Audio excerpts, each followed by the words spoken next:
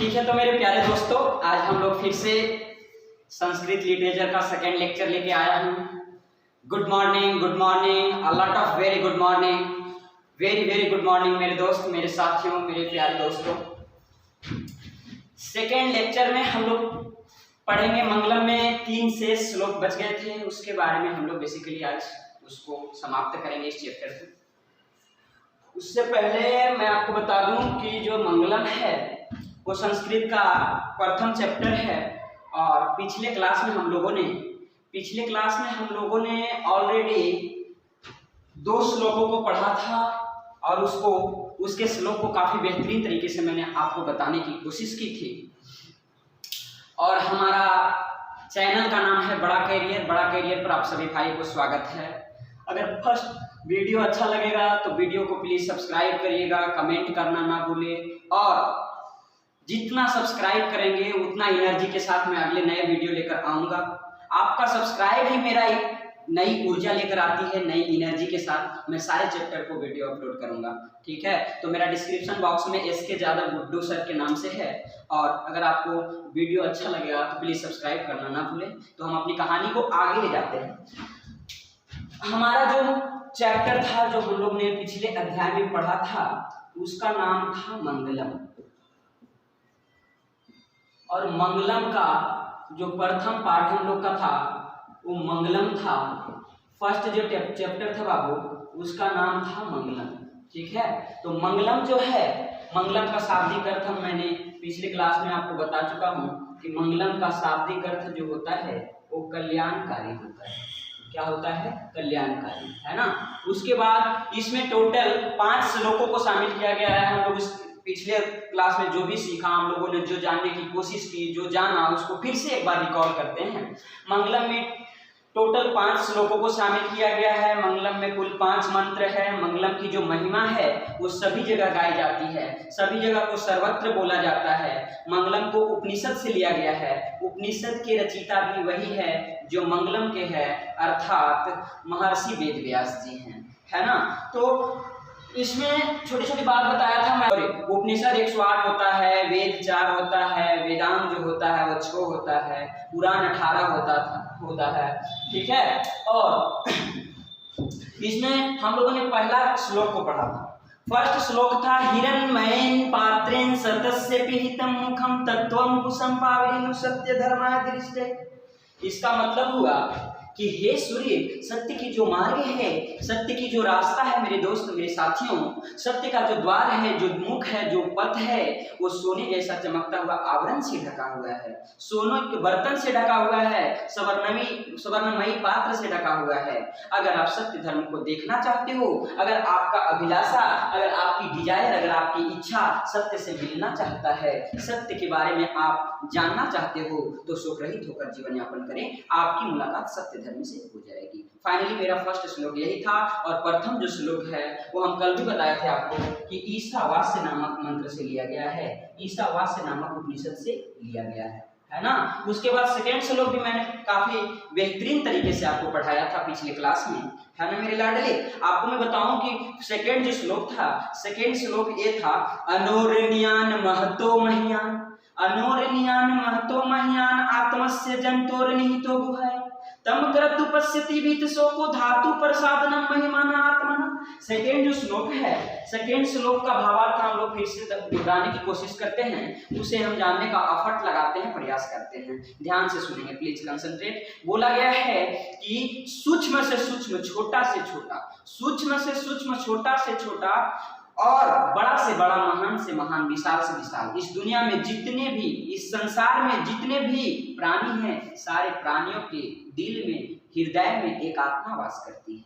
अगर आप उस आत्मा को, उस सोल को अगर जानना चाहते हो तो शोक रहित होकर जीवन यापन करें। ये 2 श्लोक हम लोग पिछले क्लास में पढ़ा था और जो सेकेंड नंबर श्लोक है बाबू, वो कठ नामक उपनिषद से लिया गया है। ठीक है मेरे भाई, किसी को यहाँ तक किसी को कोई तकलीफ है? नहीं। तो हम अपनी कहानी को एक बार फिर से आगे लेकर चलते हैं और आज हमारा जो पढ़ने का मतलब आज का जो टॉपिक है, इस चैप्टर में टोटल 3 शेष बचा हुआ श्लोक है। उन तीनों श्लोकों को हम लोग बारी बारी से पढ़ेंगे और उसका भावार्थ जानने की कोशिश करेंगे।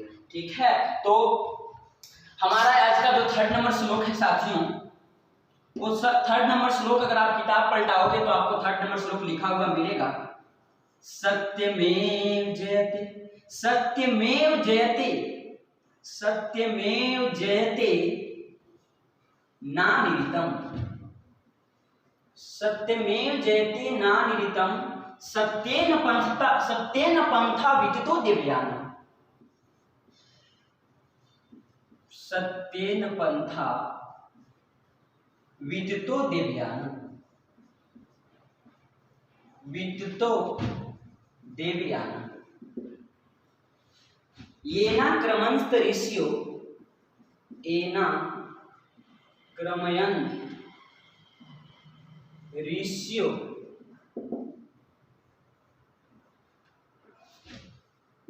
ह्याप्त कामा,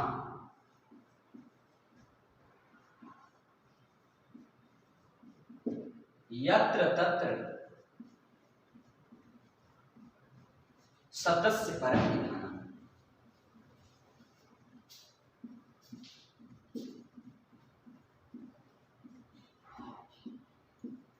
हमारा जो 3rd नंबर श्लोक है, अगर आप अपनी किताब को पलटाओगे तो यही आपको मिलेगा। उससे पहले आपको मैं बता दूं कि लिखना भी एक प्रकार का कला है। बहुत सारे स्टूडेंट्स होते हैं, काफी टैलेंटेड स्टूडेंट भी एक एग्जाम में अच्छा नहीं कर पाते हैं, और एक अच्छी नॉलेज होने के बावजूद भी वो अच्छे मार्क्स प्राप्त नहीं कर पाते हैं। तो मैं आपको बताऊं कि एग्जाम में, मतलब कि फाइनल एग्जाम में कॉपी लिखना भी अपने आप में एक कला है। तो उसको भी मैं बताऊंगा कि भावार्थ को कैसे लिखना है, किस तरह से लिखना है, कैसे व्याख्या करना है, ठीक है ना। तो देखो हम अपने टॉपिक पे आते हैं, और 3rd नंबर जो श्लोक है इसको हम लोग सबसे पहले जानने की कोशिश करेंगे कि इसको किस तरीके से श्लोक को पढ़ा जाता है।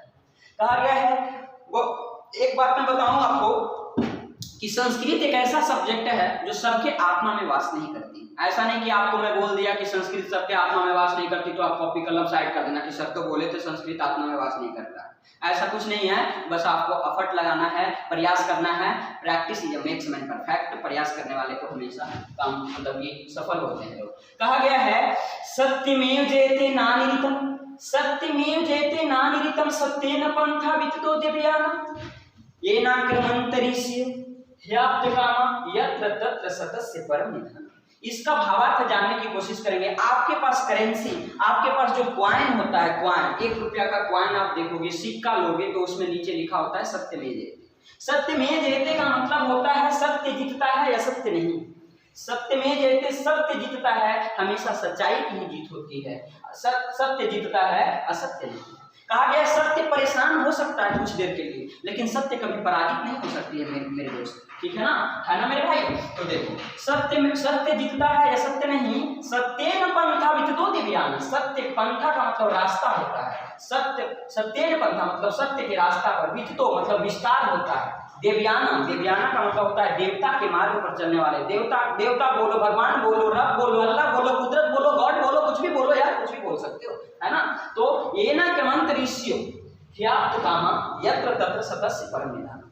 कहा जाता है कि सत्य जीतता है या सत्य नहीं, सत्य के रास्ते पर चलने वाले लोग भगवान को प्राप्त कर लेते हैं। उनकी जो मुलाकात होती है वो कुदरत से हो जाती है, ठीक है। और उन्हें पता होता है कि किसी भी स्थिति में, किसी भी हालात में, किसी भी कंडीशन में, किसी भी पोजीशन में, किसी भी स्टेटस में हमेशा सत्य की ही विजय होती है।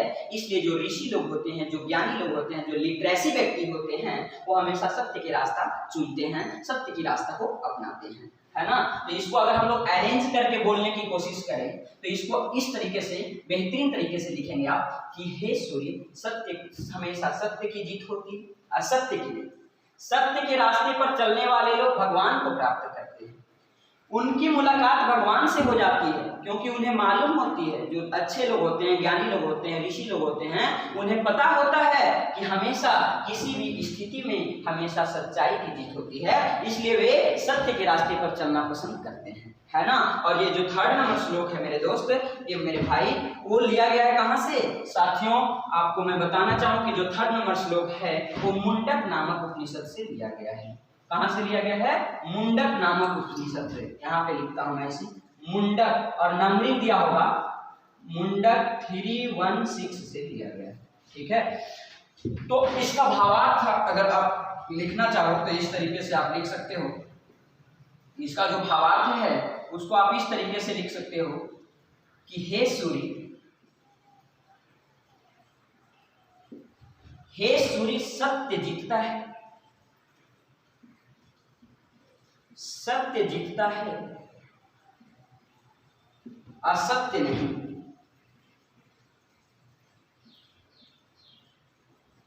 सत्य जीतता है, असत्य नहीं। सत्य के रास्ते पर चलने वाले लोग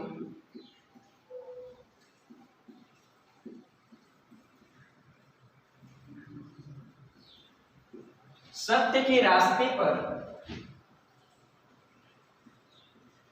चलने वाले लोग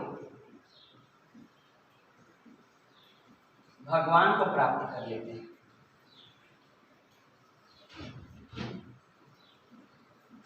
भगवान को प्राप्त कर लेते हैं। सत्य के रास्ते पर चलने वाले लोग भगवान को प्राप्त कर लेते हैं क्योंकि उन्हें पता होता है, उन्हें मालूम होती है, उन्हें ज्ञात होता है, क्योंकि उन्हें पता होता है, उन्हें पता होता है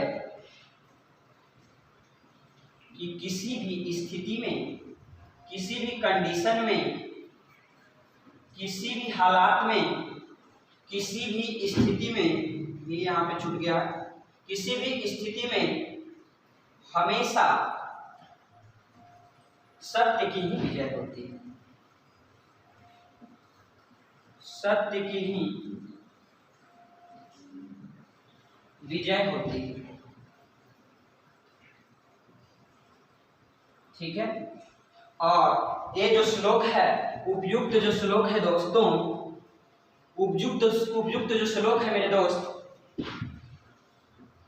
अर्थात कह सकते हैं इसे कि 3rd नंबर जो श्लोक है, उपयुक्त श्लोक मुंडक नामक उपनिषद से लिया गया है। मुंडक नामनी की अगर बात करें तो 3.1.6 मुंडक 316 नामक उपनिषद से लिया गया है, लिया गया। ठीक है। तो 3rd नंबर श्लोक आपका यही है कि सत्य में जयते नानिरितम सत्येन पंथा विदितो देवयाना येना क्रमंतरिष्यो ह्याप्त कामा यत्र तत्र सतस्य परम निधाना। हे सूर्य सत्य की विजय होती है, असत्य की नहीं। सत्य के रास्ते पर चलने वाले लोग भगवान को प्राप्त कर लेते हैं क्योंकि उन्हें पता होता है कि किसी भी स्थिति में, किसी भी हालात में, किसी भी कंडीशन में हमेशा सत्य की ही विजय होती है, असत्य की नहीं। आपको मैं बता दूं अगर एग्जाम्पल के रूप में कि मान लो कि किसी रूम को कागज के फूल से कहा गया सच्चाई छुप नहीं सकती बनावट की वसूलों से, सच्चाई छुप नहीं सकती बनावट की वसूलों से, सुगंध आ नहीं सकती कागज के फूलों से।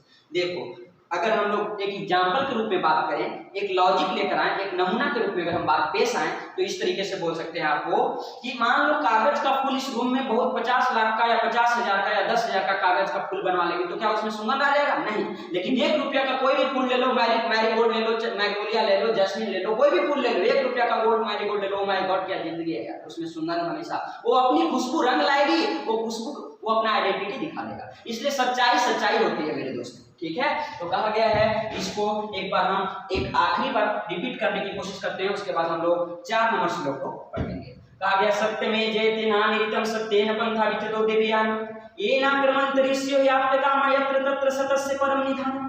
हे सूर्य सत्य जीतता है, असत्य नहीं। सत्य के रास्ते पर, सत्य के मार्ग पर चलने वाले लोग भगवान को प्राप्त कर लेते हैं क्योंकि उन्हें पता होता है, उन्हें पता होता है कि किसी भी स्थिति में, किसी भी हालात में हमेशा सत्य की ही विजय होती है। ठीक है मेरे बाबू। चलो और एक पॉइंट और है इसमें कि ये जो श्लोक है वो मुंडक 316 नामक उपनिषद से लिया गया है। तो इस प्रकार से आपका 3rd नंबर श्लोक भी क्लियर हुआ और हम लोग इसके बाद 2 श्लोक को और